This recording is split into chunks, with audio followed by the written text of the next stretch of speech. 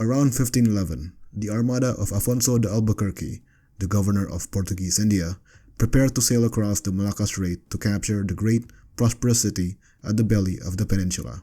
On their way, as they passed the harbor town of Pasay, they encountered a strange foreign ship of gargantuan proportions, larger than even their prized flagship, the Flor de la Mar. Seeing that the Junco wanted to start fighting, the governor got close to her with his whole fleet. The galley started shooting at her, but this did not affect her in the least, and she went on sailing. The Portuguese ships then shot at her masts, and she dropped her sails. Because she was very tall, our people did not dare board her, and our firing did not hurt her at all, for she had 4 superimposed layers of planks, and our biggest cannon would not penetrate more than 2. After 2 days of battle, the governor decided to have the ship's rudders destroyed, and only then did the lone fighter surrender. This was not the Portuguese's first dance with this type of ship, nor would it be their last.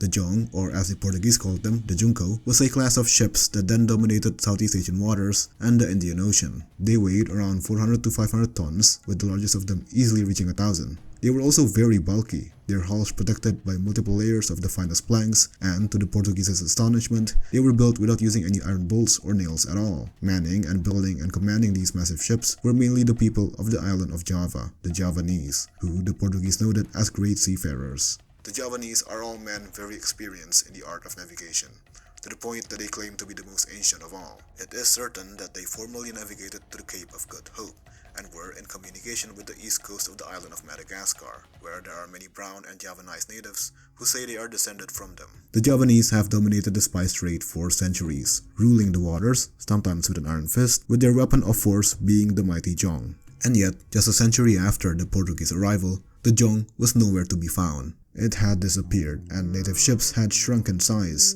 and now people from China and India ruled the spice trade instead, and as time went on, so did the Europeans. Not only would they achieve monopoly over the trade, but also complete command of the sea.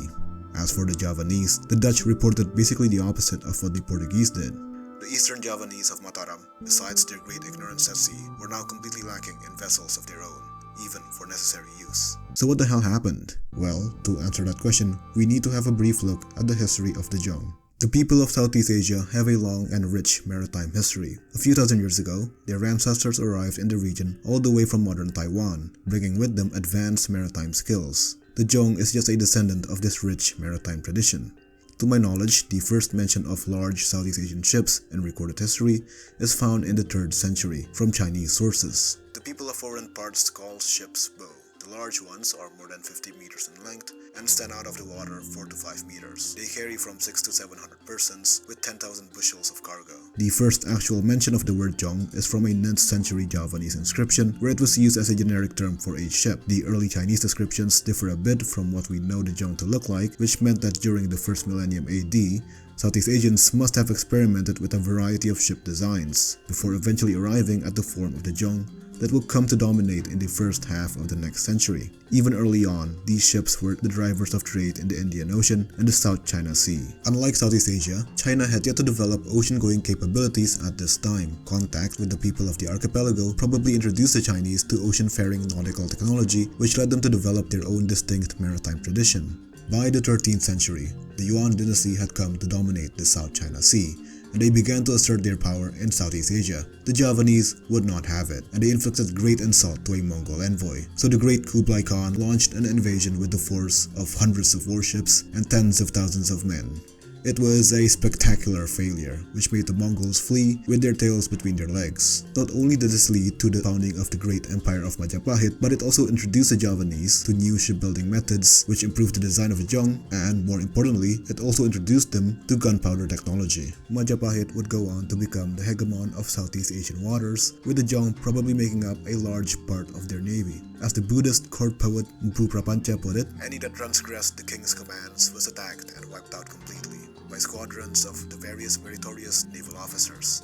But as powerful as Majapahit was, it was only in the 15th century, when their power was waning, that Javanese shipping reached its golden age. At this time, the rich port towns of Java's north coast grew independent of Majapahit, and the city of Malacca was increasingly becoming the dominant trading hub of the region.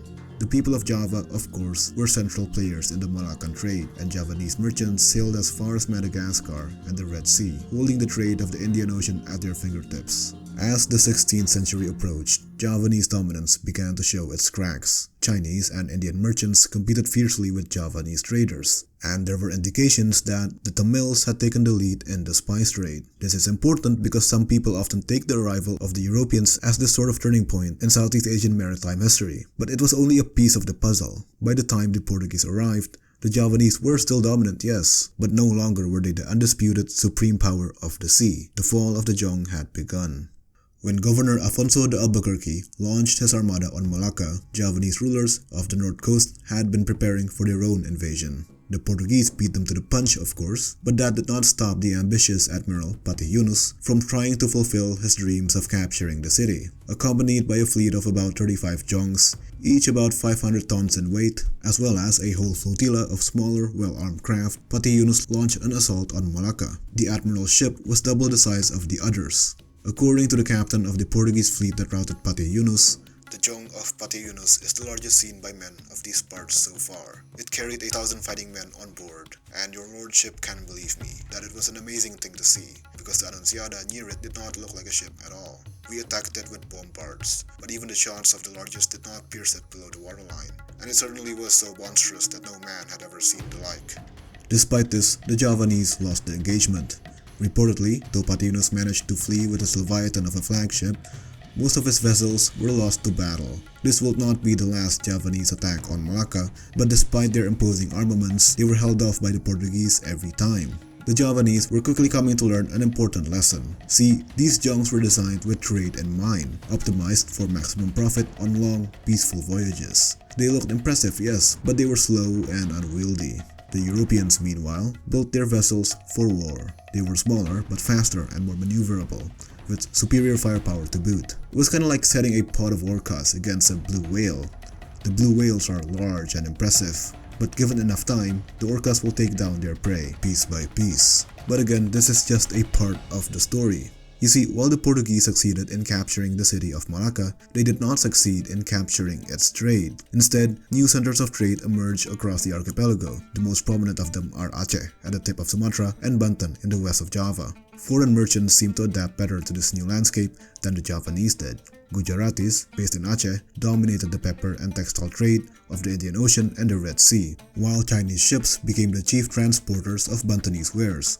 In this way, the role of the Jong in long-distance shipping had been overtaken by Indian and Chinese ships. The word Jong increasingly became associated with those Chinese vessels that had replaced it. The way we now refer to these Chinese ships in English, the junk, has its basis on the Jong and its disappearance. All the while, native rulers, including the Javanese, focused on building and maintaining fleets of warships and galleys that were smaller and thus more fit for naval warfare.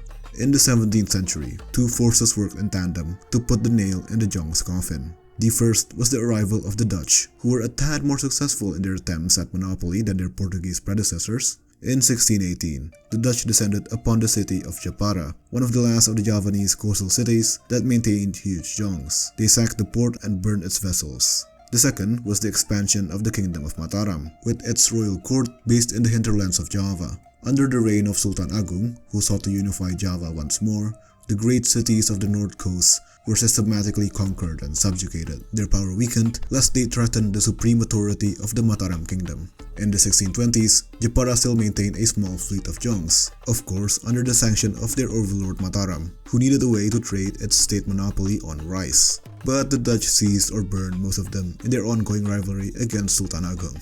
The Sultan's son and successor, Amangkurat I, was just as ambitious as his father, but with neither his talent in war nor his charisma. In a bid to eliminate the eternal threat of his coastal vassals, he made what could possibly be, in my humble opinion at least, the dumbest decision in all of Javanese history. Maybe Southeast Asian history, maybe all of history, I don't know. But he ordered all ports closed, his own ports by the way, the ports that shipped out his rice that he monopolized, and also he ordered all Javanese ships destroyed. All of them. In theory, even fishermen were not allowed to go to sea. Of course, Javanese merchants still fought to maintain their livelihoods, but it did mean that they had to effectively resort to smuggling using much smaller vessels. The ports were eventually reopened, presumably when the king came to his senses, but Javanese shipping never recovered after that. And now not only did the sailors have to deal with tyrannical rulers, but also the increasing threat of the Dutch East India Company. In this turbulent time, ships that could quickly flee from threats and inconspicuously escape into rivers and mangroves were much more preferable. The age of the Jong was over, and with it, Javanese maritime power. And the rest is history. This sort of thing fascinates me. The question of what happened to the Jong is, in my mind, related to broader questions in the history of technology. If Southeast Asian maritime skills were so advanced for the time, why couldn't they keep up with European technological advancement? Why could the Javanese repel the Mongols, but not the Dutch? To be honest, these were the questions that I had in my mind when I started researching for this video, and I don't think I've even come close to answering them, as there's just so many other factors at play that I haven't even considered here. But I hope this gives an idea of just the complexity involved in trying to answer questions like that, these sort of social and political factors at play when you look at the history of technological development and competition. More than that, I think this story is a good reminder for me and maybe for other Southeast Asians or people from other once colonized nations that often the way that our history is presented is through the lens of the oppressed versus the oppressor, of overcoming colonization. And that's an important part of our history, yes, but there's a whole world of stories to be told before that, which I think is often underemphasized. If you enjoyed this video, make sure to subscribe, as I'll be making more videos soon, mainly about the history of ideas and science and technology and all that, as well as of course Southeast Asia. So stay tuned.